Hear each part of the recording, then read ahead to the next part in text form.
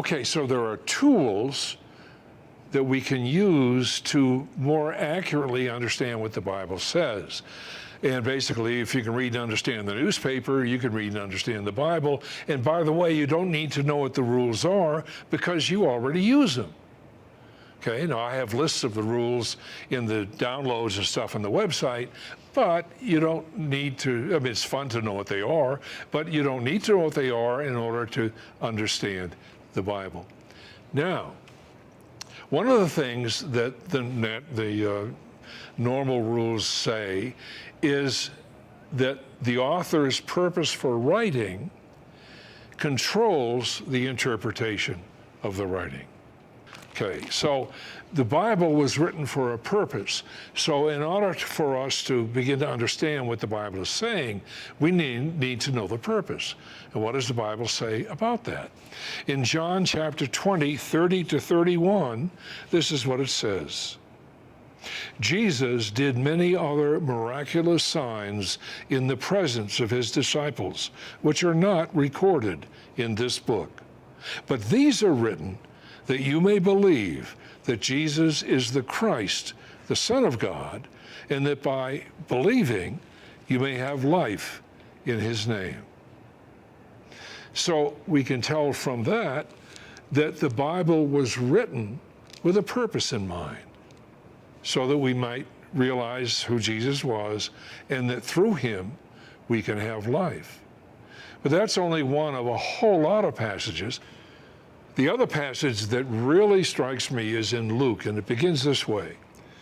Many have undertaken to draw up an account of the things that have been fulfilled among us, just as they were handed down to us by those who from the first were eyewitnesses and servants of the word. Therefore, since I myself have carefully investigated everything from the beginning, it seemed good also to me to write an orderly account for you, most excellent Theophilus, so that you may know the certainty of the things you have been taught. Okay, purpose. So you will know that what you've been taught is accurate. Okay, in Genesis, the Bible talks about the fact that we were made in the image of God, but it never explains in the rest of the Bible what that means. It just says we were made in the image of God. Okay, and my big question was, why? Why were we made in the image of God?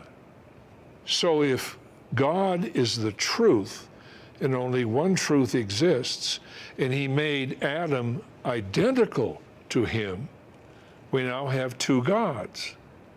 And then if we add Eve to the equation, we have three gods. And that would mean there are three truths.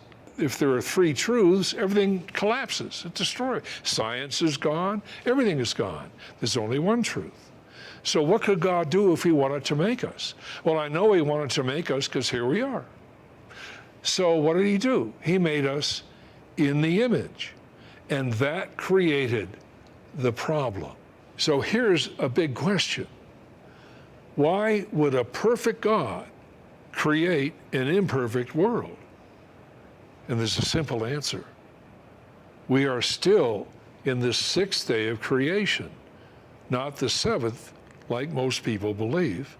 And I'm about to show you why, because we're continuing going to the fair.